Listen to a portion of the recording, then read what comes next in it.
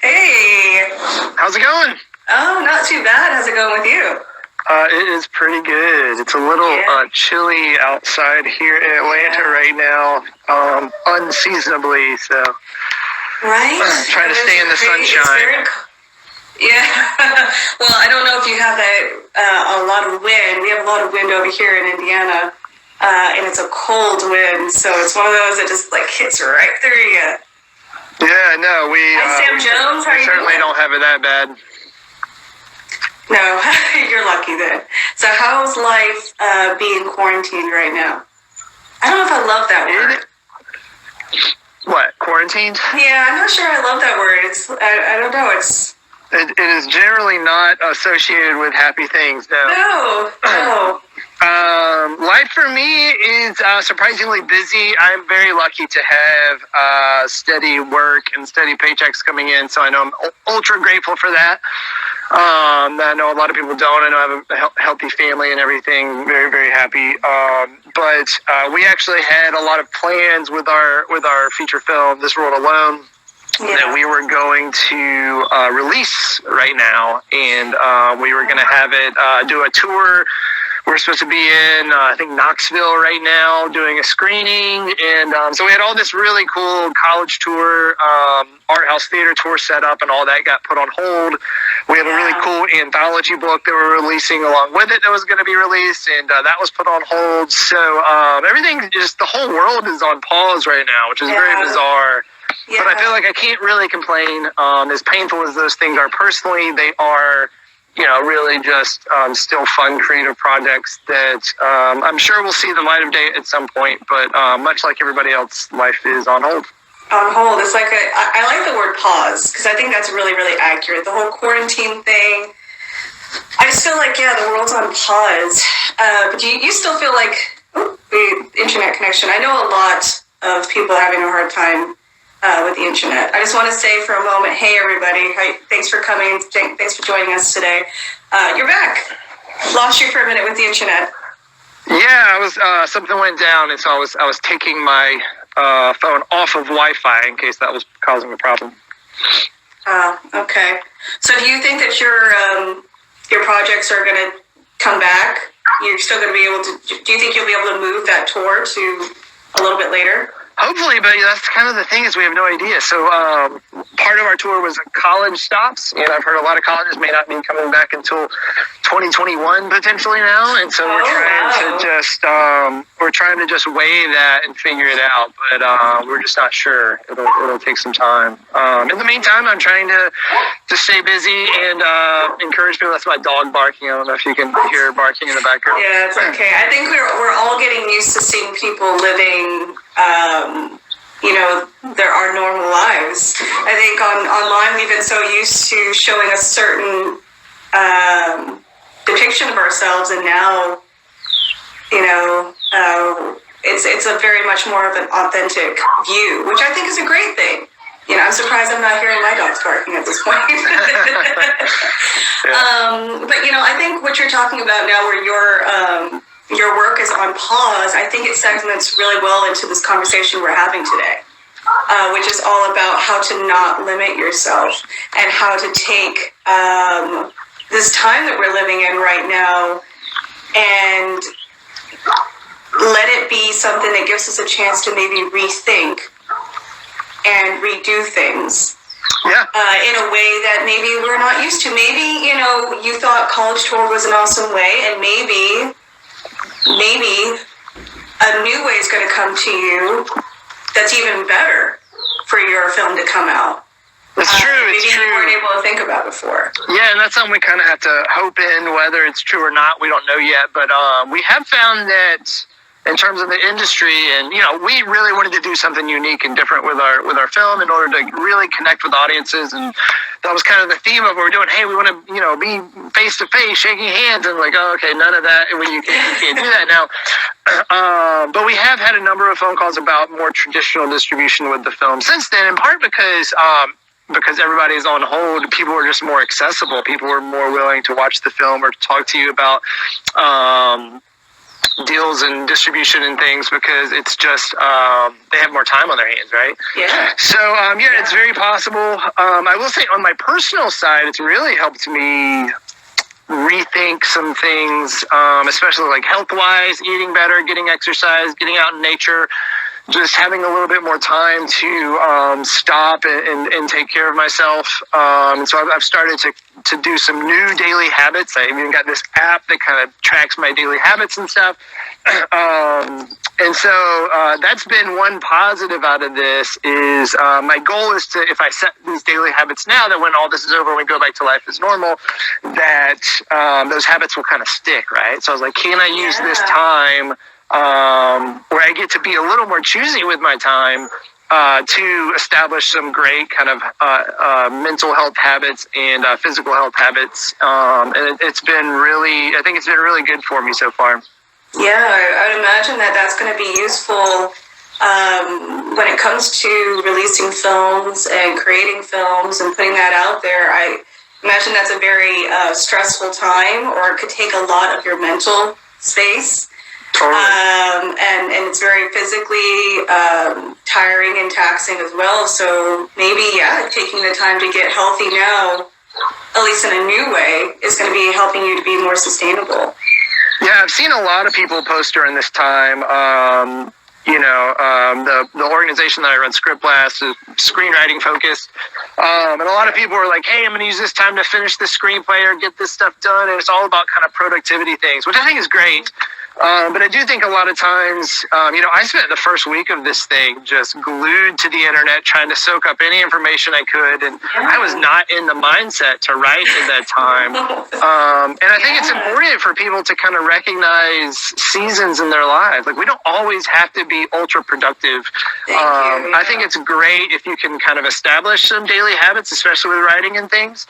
But there are going to be seasons where that's not going to happen. And maybe it's a season with health. Maybe it's a season with, for me, when my son was younger, I wasn't as productive as I am now that he's a teenager because he just soaked up more of my time. And I think we have to be forgiving with ourselves and say, hey, it's okay that sometimes life is going to be busy. Sometimes something else is going to pull your attention away. And other times you're going to be able to really focus on your creative aspects and the things that you really want to spend your time doing. Sometimes our day job will pull us away for a season. And then we have other times where we have a little more freedom.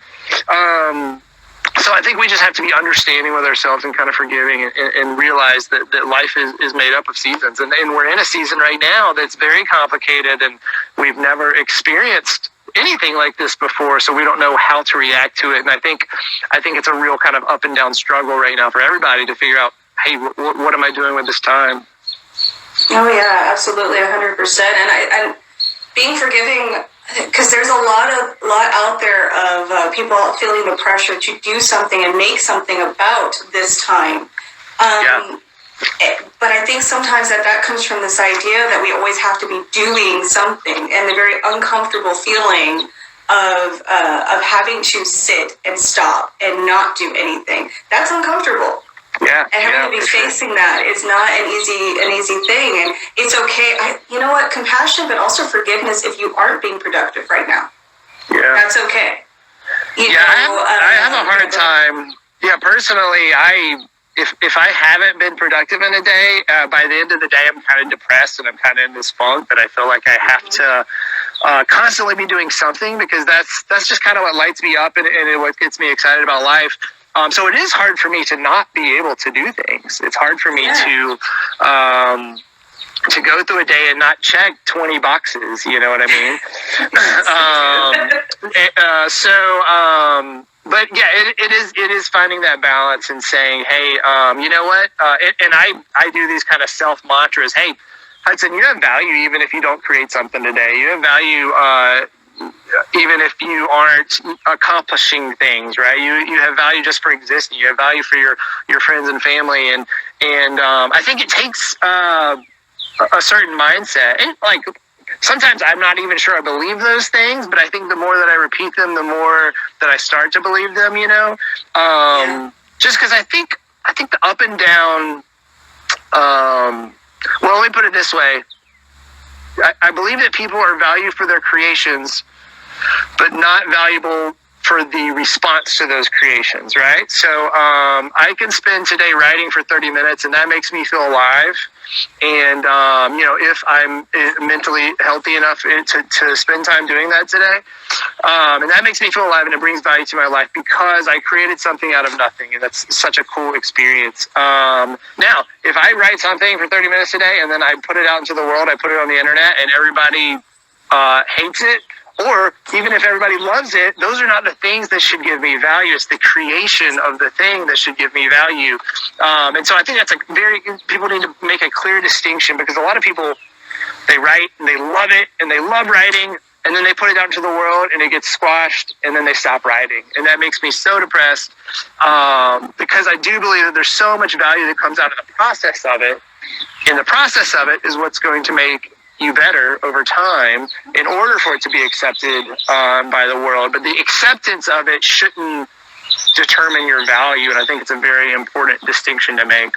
Oh yeah, the value is not in what we do.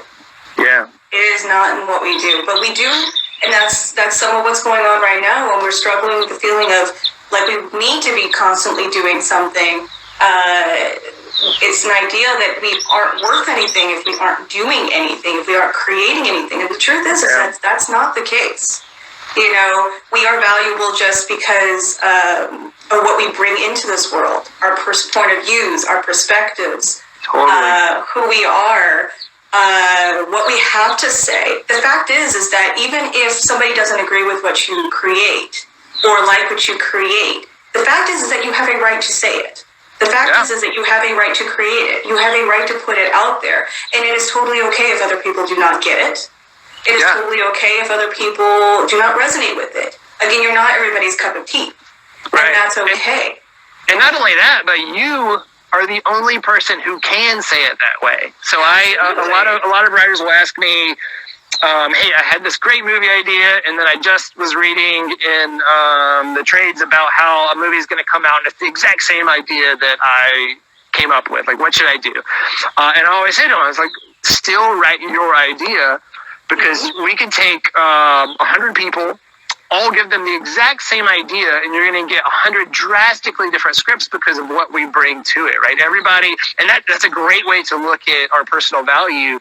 Nobody can say something in the way that you say it. You bring your personal values, you bring your past experiences, you bring your hurt and your struggles, you bring your joy, you bring your personality, you bring your influences, and all of those things jumbled together create art that only you can create. It's a great way to look at, hey, you're valuable because nobody else can do what you do, right? And I really believe that everybody is a storyteller to some level, that everybody is an artist to some level, no matter what they're creating. Some people may create businesses, right? So you may not think of that as art, but there is a unique perspective brought to that. Art could be raising children. No one can raise children like you can raise children, and I think it's important to go into everything with that mindset of what can I bring that's unique to me to this, no matter what it is. How can I make art out of whatever it is that I'm doing? Yeah, well, we have to remember that we're the channel, essentially. We're the channel. We are not the thing. We are not the writing. We are whatever it is it's an expression. Your life is an expression. Your life is a story. That's what I talk about a lot on my site, The Art of Becoming, this is a journey. It's not about the destination. It's not about the thing. It's about who you become along the way, the unfolding into the hopes and dreams that you have. It's not a destination to get there. Yeah, and I like that. Yeah, thank you. And when it comes to creation, I think people make it into this big thing, but creation is literally taking from the ethers an idea, an essence, and bringing it into the world into some kind of form. So it's very much taking a lump of clay. It's just like taking a lump of clay, and you have an idea of what you want to turn it into, and you turn it into that. That's creation. You are going to, let's go back to the parenting reference. You're going to be a parent. That's happening. Okay, how you create being a parent is taking that idea and that notion and the perspectives you have and bringing that into parenting. And now you're creating that. So let's take the pressure off of creation. And can we talk about one thing? Because one of the things that one of the things that brought up this conversation we're having today is a phone call that I had with a friend of mine who was kind of feeling like she was driving herself nuts because she was trying to, felt like she was jumping from different instruments, and she felt this need, or she felt like she should be right now, since we're so open with our time, that she should be focusing on one instrument. And she was driving herself crazy because she kept bouncing around. Mm-hmm.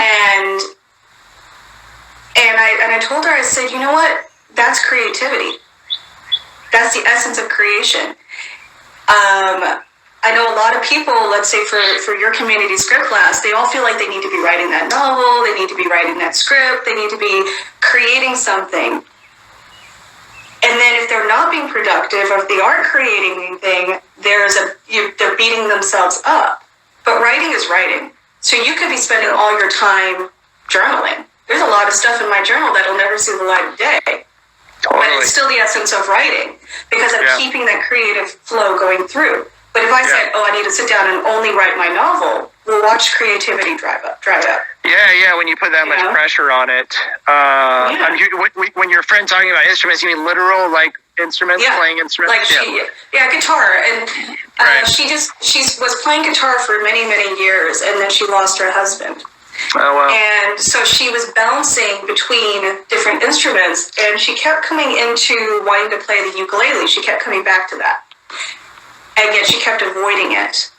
And she didn't understand why. And when I talked to her a little bit, which I think what she was doing when she was bouncing back and forth is instinctively trying to find the instrument that would help her through and help her express.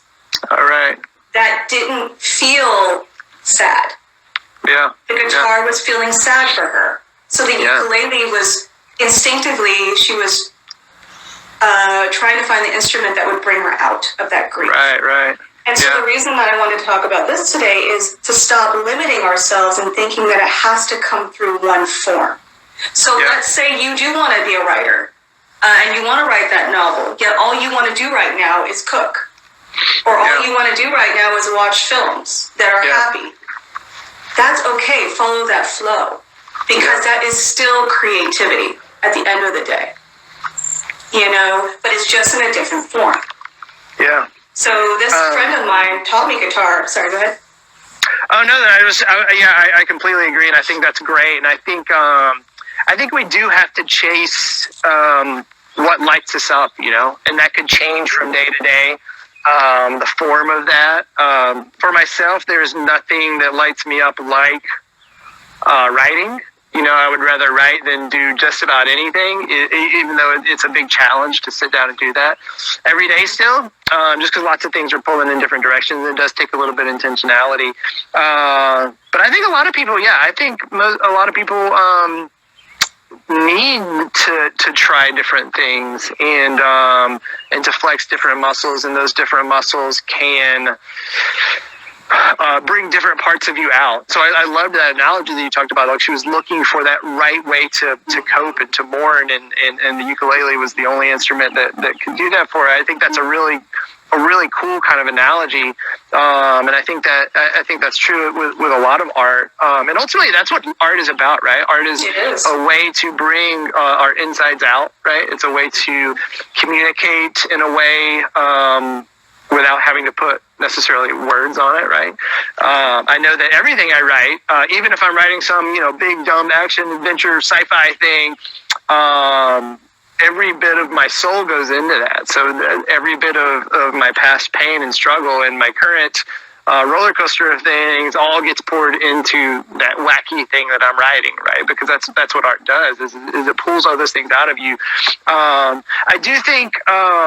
I think it's totally fine to be hopping around, but I think if you're going to be hopping around like that you got to be honest about what you're creating, that it is intentional, that you're being transparent about your emotions and feelings, and I find that really in a healthy way. Certainly, the idea of hopping around with the intention of like becoming an expert at something can be a hindrance and can be a distraction and can be a form of procrastination, right? But especially, I love the way that you're framing it, like during this time, like be forgiving with yourself. Find that thing that really speaks to you, that gives you a voice, whatever that may be. And especially the younger you are, the more opportunities you have, right, to test out and figure out what that one thing for you is. You know, in my early 20s, I played in bands and wrote music, and it took me a while to find really what I loved about music was songwriting. And so when I transferred that to screenwriting, that was kind of my home, right? And I haven't picked up a guitar in probably 10 years. So I did find I had jumped around because I was young and I was looking for that. Where is my voice going to end up? It ended up being screenwriting and filmmaking, which is really where I feel most at home, right? But it did take it kind of hopping around a little bit in order to find that thing. Yeah, well, in my personal life, just in full transparency, actually, I found myself, I was very focused for a very long time on one of my crafts, photography, for a very long time. I wanted to be a writer for a very long time. I love movies and scripts, but life took me in a direction where I wasn't able to go in that way. So I ended up being a photographer for many years, and then all of a sudden that dried up and I had to go and explore again. And so this idea of being able to explore and forgiving ourselves for that and letting go of the societal notion that we have to be somewhere and do something by a certain whatever, or you're too old to explore all of a sudden if you're not 20. Right. We need to be able to willing to continue to explore, because if we don't, we become stagnant energy, even in whatever you're doing. So let's say you've been writing for 10 years, but if you're not, and that was the biggest thing that it taught me, was that I was becoming stagnant in one form of art, and I had to step away from it in order to explore different parts of myself and life and who I really am. So that can bring something new to my writing or whatever it is that I choose to be expressing through. Yeah. I felt like maybe I misspoke earlier when I said, especially if you're younger. But yeah, you're totally right. That no matter what age you're at, and I think a lot of people do get in this trap of, hey, I want to be a writer.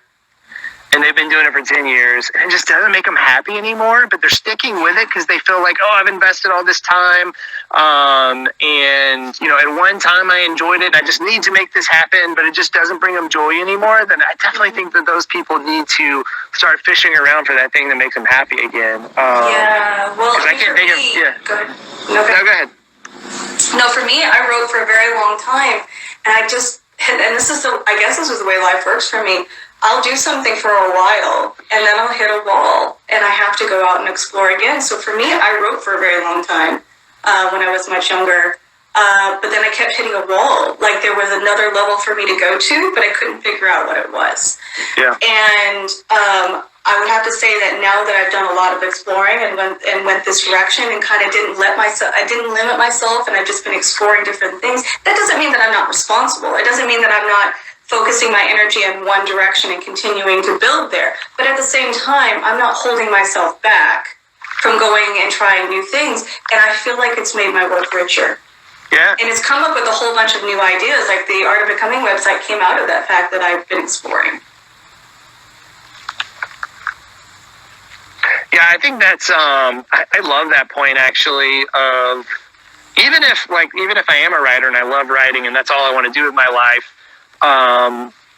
like I kind of mentioned before, your voice is influenced by your experiences, right? So get out and try new things. Get out and risk. Your stories are going to be richer. Your characters are going to be richer because you're able to say, "Oh, I've actually experienced that thing before." No matter what that is, just chase your passions. They say, you know, one of the greatest thing a writer can be is curious, right? So it's not really. People say write what you know, but really is write what you want to know. So really get out and explore and try new things and try new experiences and figure out what that's like, because it's all going to come back into your art anyways. Oh yeah, I mean, for me, the longest time, my father was he dabbled in modeling, and he was on sets doing doing extra work and stuff. So that world was always in my life, and I loved film. And so when I was a kid, I did a lot of writing until I was about 18, 19. All I wanted to be was like director, screenwriter. That's all I wanted to do. And then I moved to a small town where I wasn't able to do any of that, and so I had to pivot my desire, and so it pivoted into photography.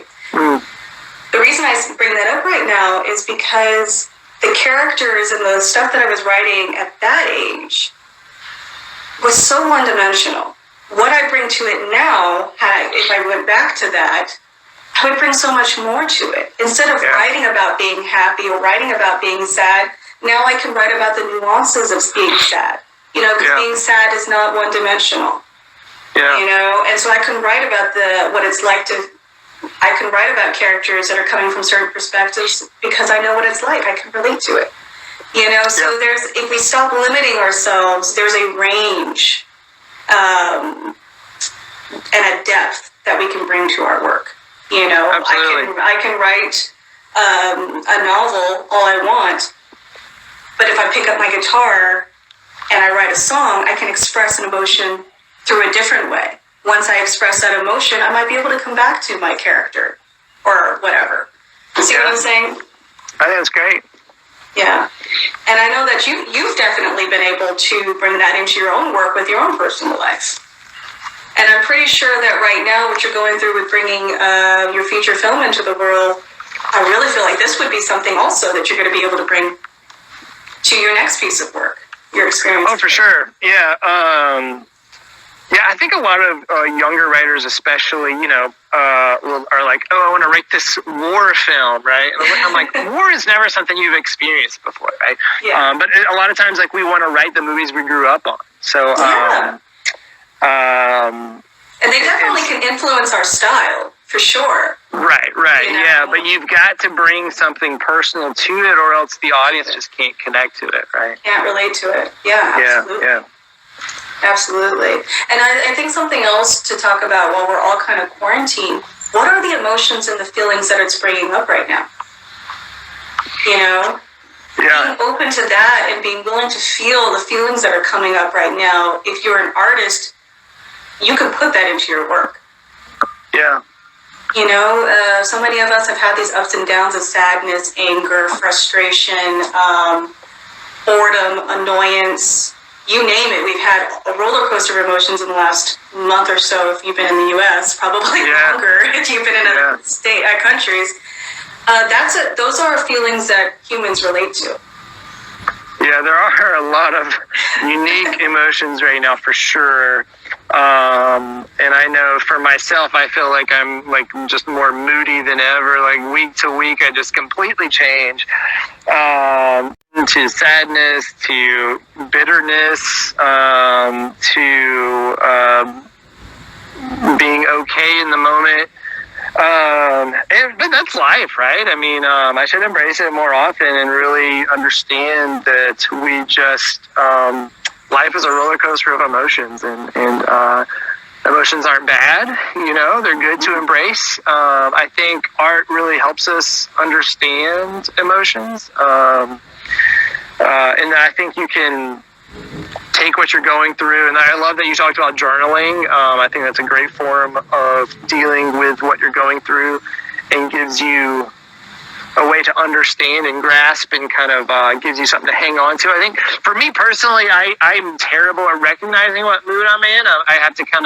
I just know I feel something, and I have to ask my wife, hey, what mood am I in? And she's like, oh, you're really bitter right now because of this thing. And I was like, oh, yeah, that's probably it. I'm just bad at self-diagnosing that.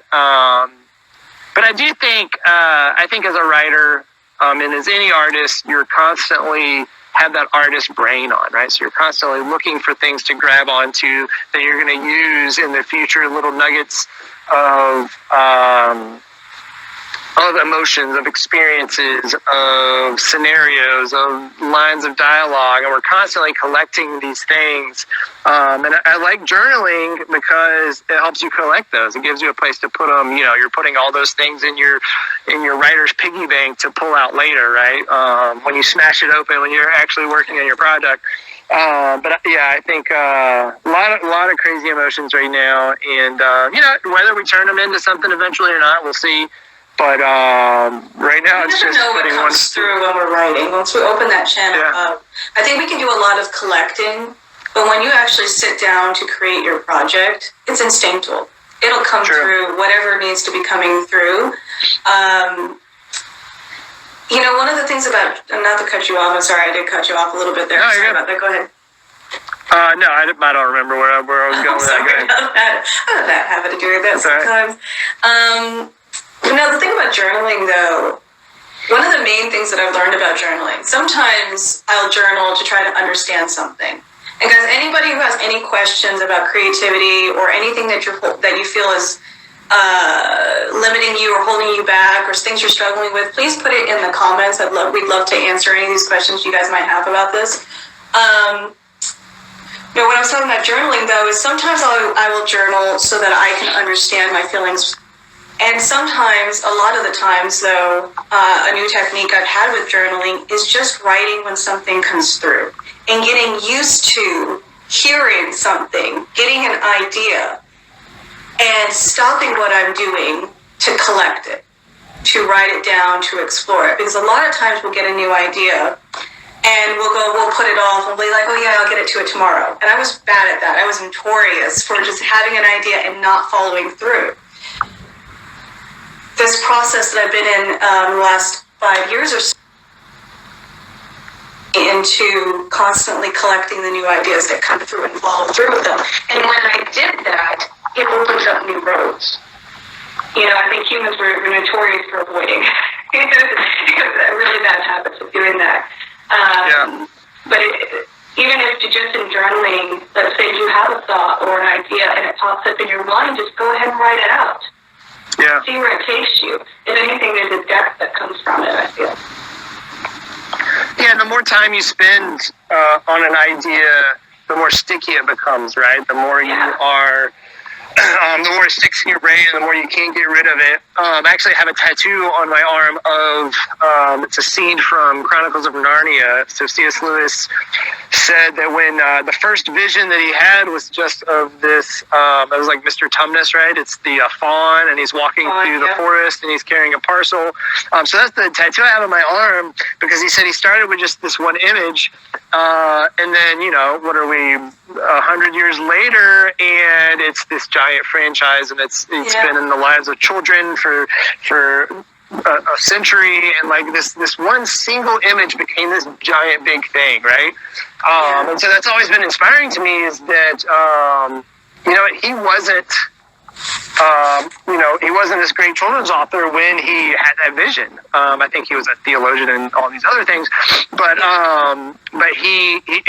all started with that one image, and how that could be you, that could be me, that could be anybody watching this, is that you get that one image, but what it requires is to act on that image too, right? So it's not enough to just say, hey, I've got this great idea. It's going to require a lot of work. It's going to require a lot of action. It's going to require a lot of putting time in.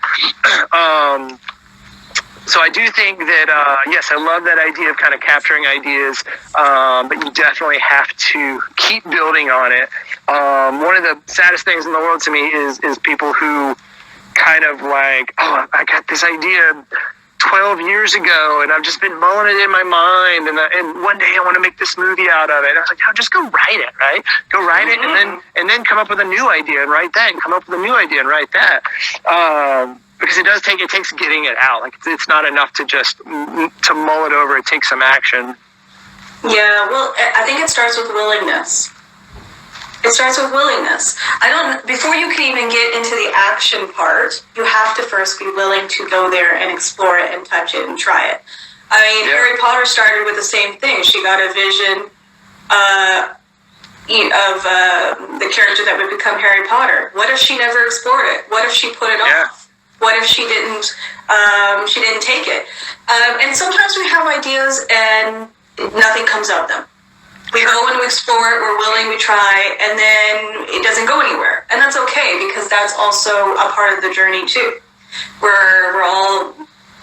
don't know taking us nowhere, but it's only, sometimes it's stepping stone to somewhere else. Again, there's the don't limit yourself. Allow yourself to go with this flow of creativity, because creativity and life are just not a straight line. It's not a point from A to Z. It's a point, sometimes I talk about this a lot, from point A to D to F, back to, Q, back to A for some reason, because we don't know why. And that's what life really is, and that's what creativity is. It's an exploration, more of ourselves than it is the creative work. But I do agree that you should definitely actually put the focus to finish and get it done. Things that you know you're meant to do. And it's an instinctive thing. Yeah. Yeah, artists often talk themselves out of things a lot. And I think it is a mental thing. I think it's, if I finish this thing, I have the chance of being rejected. If I finish this thing, people will see it and it'll be terrible. If I finish this thing, I might think it's terrible. And all of that might be true. But, what if C.S. Lewis had said that? What if J.K. Rowling had said that, right? I mean, like, you don't know where it's going to go until you move forward with it. And I like what you were talking about, too, that an idea can take you in different directions, too. I had this, I wrote a comic book once with a friend, and it was like a Western. It was this kind of like monster story. And it ended up not working out, the project. But I took that seed and wrote a screenplay out of it. Completely different setting, completely different characters, but it had a similar like plot element. Because that's what the idea wanted to be. It didn't want to exist in that previous version, right? You kind of had to... but I would never know that if I didn't finish the comic book and then finish the screenplay version and then rewrite the screenplay version. Like, it took multiple iterations that really took putting the time in order for it to become what it really needed to be. And it's probably not done yet. I mean, it probably still needs to go through a few iterations, especially if we end up making it with different collaborators and things as well. But isn't that just such a beautiful idea, is that you can have this random idea in your head, and then, like we made our first feature film, it started with just like a random idea, and then I'm on set with actors and cinematographers and people lugging cameras around, and makeup artists, and all that started with a germ of, like, that's just so amazing and cool what art can do to bring people together, and what just a small germ of an idea can turn into eventually. Yeah, it's amazing what creativity can do if we allow it. If we are willing to be the channel for it. Because essentially that's what it is. When C.L. Lewis had the vision and J.K. Rowling had the vision of Harry, it was a glimpse of, do you want this? Do you want to be the channel of it? Some of these things that we're being called to hold on to by the universe or through the muse or whatever you want to call it, whether it's a piece of art, writing, a business, it doesn't really matter what it is. We're essentially being given, through our visions, through our dreams, an opportunity for something. Are we willing to go there? Are we willing to be the channel? Are we willing to be the vessel for it? It's very similar to, again, what started this whole conversation. It's a conversation with my friend that sparked an idea to message you to do this, to now spread this message that we're spreading to other people. They're going to then turn around and take whatever it is they feel like they need to take from this conversation into their own lives. Again, if we are willing to follow the inspiration, the idea, the creativity, we don't know where it's going to take us. We don't need to have any expectations, because that holds us back a lot. Sure. It always becomes more if we're willing to be the channel. So for me, the idea came through to me, and I was willing to be the vessel and the channel for the conversation. You too were willing to do that, and now it keeps going. Yeah, it's kind of like chasing the white rabbit, right? Like, you see the rabbit, you can either chase it or you can stay in your safe world. But if you chase it, you're going to go on that adventure, wherever it may lead. Yes. Do you read? Have you read Big Magic by Elizabeth Gilbert? Yes. She talks about this idea a lot. About ideas coming to us, and she says that if we don't bring an idea to life, the idea is going to go to someone else, right? And she said this is why you see similar ideas out in the world, is because an idea is going to want to find a home somewhere, right? And so it's going to come to you. And if you're not willing to put the time in to bring it to life, it's going to go to something else. And I love that. I mean, like, I don't know what I think about, the whole spirituality side of that or the magic side of that, which that's my world. Exactly. And I really want to believe in that. And I think it's so cool. And I love that. Either way, I love that language of an idea as a being. as something concrete, I think is really cool. Yeah, well, you know what? Let's take it even further. Because there are ideas, like Elizabeth Gilbert talked about, that it will just bounce from one person to another because it's meant to come through the world. Yep. Destiny is very similar in the sense that an idea will keep coming to you and saying, are you going to take it up? Are you going to take it up? Are you going to take up the sword? Are you going to do it? Are you going to be willing? Yeah. And we can put it off so many times. And Campbell talks about this in The Hero's Journey, where it's going to come to you. Are you willing to take it up? Life is the same way. The idea of the hero's journey is in writing a story of a hero becoming. But in our lives, it's the same deal. We are the heroes becoming if we're willing to go there. But destiny will keep tapping on us and saying, can you do this? They'll keep bringing in ideas to us. Will you take it? And we want to assume that it'll go to somebody else, but no, some of them are actually destined for us. Are we willing to take it? And if we don't, it dies with us. It never comes into the world through us. Because if we aren't willing to put it through us, pull it through us as channels, we can't color it with what we have to offer. You know? And if we don't color it with what we have to offer in this world, then it dies with us and it never materializes. And the thought of that is saddening. Right. I think it's something that is destined for, because, you know, whether you want to believe it or not, Hudson, what is meant to come through you is only meant to come through you because of your personal backgrounds and your personal perspectives. And that's true for everybody watching this and everybody in the world. We are the vessels, we are the channel for the universe, ether, source, whatever you want to call it, to come through us and materialize. And it doesn't matter if it is a script, a blog, a movie, a business, whatever. It must come through us in order to materialize, and it's our choice whether we take it up. Yeah, I love that. I'm completely on board with that. And there's something really beautiful about this joining of the universe, of bringing these beautiful ideas out into the world, of us being the only ones to interpret it, at least in our way. And then that kind of next level of that, which I really believe in collaboration and in that art should bring us together. So maybe that's collaborating between artist and audience. Maybe it's between two artists. Maybe it's between mentor and mentee. But I think that art should bring us together as well. And then there's another element of not just the universe providing an idea, us accepting it in our voice, but something magical happens when we connect with each other as well. Absolutely. And I love just that focus of, hey, what can I do with my art today that's going to connect me with other people, you know? And it's an instinctive thing too, because an idea will pop in your mind. You know, I could have taken this whole idea myself and put it out there, but I wasn't told to just bring it out there. I was told, contact you. Now, it was your choice whether you wanted to be a part of it or not. You know, but that, you know, you were offered it. You said yes, and here we go. There's also something really important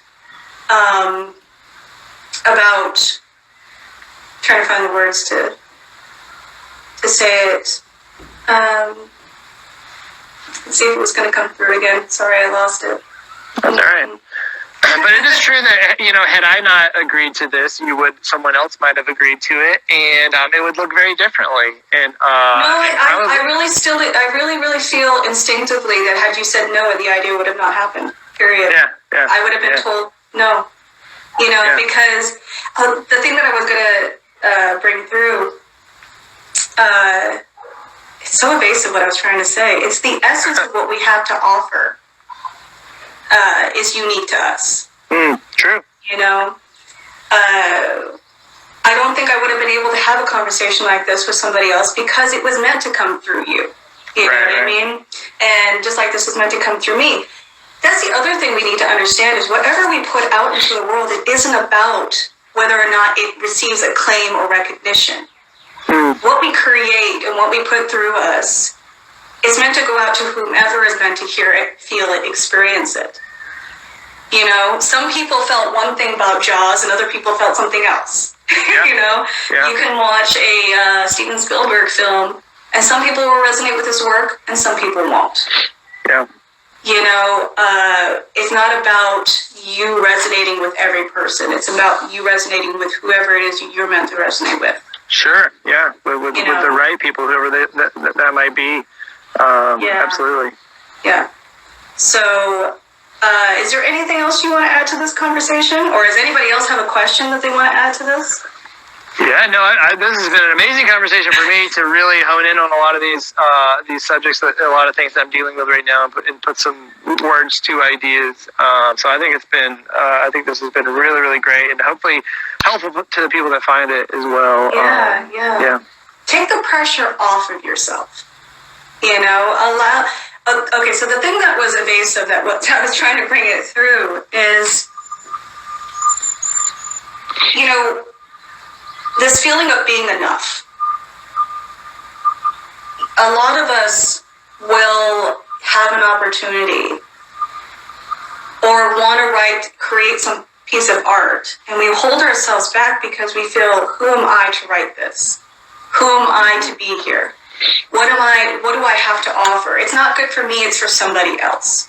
And the way that I see it is, if you are a part of the conversation, if you are in the room, if the idea is before you, then you are enough and you have something to offer to it. For sure. Yeah. You know what I mean? I could have this conversation here.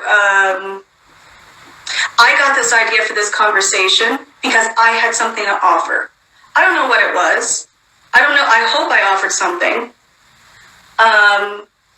And you were meant to come to this conversation because you had something to offer to it. You know? Mm-hmm. And so I think we need to take the pressure off for ourselves and start recognizing that we are enough just by the fact that we even have it to begin with. I don't believe that the universe brings anything to us by mistake. Yeah.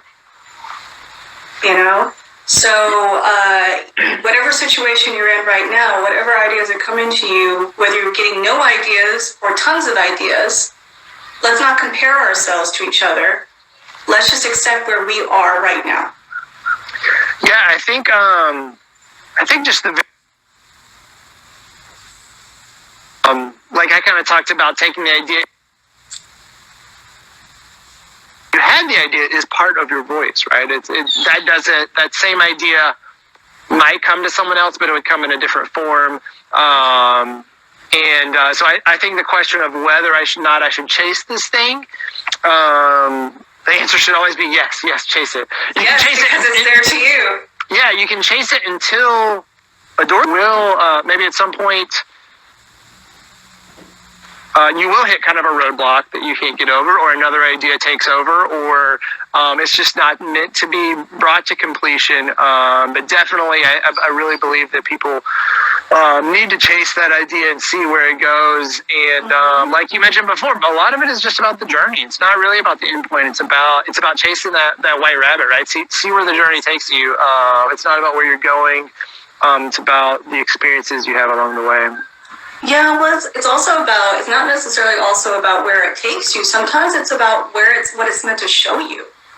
Yeah. You know, what are you meant to hear? What are you meant to learn? Some of our projects don't go very far because they were just meant to show us where we were being triggered, where we need to do some work. You know, a lot of the times if you've done 3 or 4 projects and they don't move past a certain point, then maybe that's the universe trying to show you, hey, you've got a belief here. You got something here. If you always get to a project, but you never quite finish them, okay, well, maybe something you're supposed to look to at this point and go, why are you afraid of finishing your work? Yeah, are you afraid of putting it out there in the world? I can't tell you how many times I had projects writing. You know, I've had so many stories that I've written that I didn't finish because I was afraid of what did it mean if I did finish it? What did it mean if I did put it out there? What would it mean for my family? What would it mean? What would my father think? All these different things that pop up. But had I not had so many unfinished projects that really irritated me, I wouldn't have been able to be willing to explore why. Recognize that. You're certainly not alone there. I think every creator, every artist faces that same thing, and that fear. And a lot of it's subconscious, and you don't realize, like you said, it takes a lot of being hit over the head with it to really realize it. And a willingness to explore the whys. Absolutely. Yeah, and being sensitive to that. It looks like my battery's going to die on my phone here, so we can wind it down. Well, yeah, no problem. Listen, I was going to do that anyway because your internet keeps going spotty again. So go ahead, guys. For anybody watching this still or watching the recording of this, Hudson has a really awesome course that if you ever wanted to write a screenplay, he's really being generous and offering it for free. So, Hudson, I think you can go to it via your link, right, at ScriptBlast? Yeah, you can just go to scriptblast.com or click the link in the bio on @ScriptBlast on my Instagram account. And it's the workshop that we're offering for free right now. It kind of gives you an overview of what a professional screenwriter, what their journey to that career looks like, and how to get from the beginning of that journey to the end of that journey, and how to diagnose where you are on the course of that. So it kind of goes into 4 different areas that you kind of need to master in order to make your writing dreams into a career. And so it's a real brief overview. It takes about an hour to go through it. It comes with worksheets and video courses and all that kind of stuff, free to sign up for at scriptblast.com. Awesome. Thank you. That's an awesome thing that he's giving away, guys. So take it up if you're interested. Take that offer. You can go to my website at The Art of Becoming Me if you're interested in this whole idea about the journey of life and the ups and downs that we have, and realizing that life is not about the destination. It's about who you are becoming on the way to that destination. So if you have hopes and dreams, realize it's not about the hopes and dreams, about getting there so much as it becoming in order to have the hopes and dreams. Again, when I was talking about not finishing projects and it really irritating you, what I came to find out was a lot of it was me not feeling good enough to carry that work into the world. And so I had to deal with a lot of those, what was holding me back, my perspective. Again, you guys can find that at artofbecoming.me. So. Cool. Thanks so much, Stefanie. This has been an amazing conversation. Yeah. Really glad we made this happen. Yes. And well, thank you for saying yes. I'm very inspired. Yeah, absolutely. Well, thank you. So I'm going to say bye to everybody, and thank you for everybody for being here. Estra and Art, you're very welcome. And guys, have an awesome day. Take care. Bye, Hudson. Thanks, bye. See ya.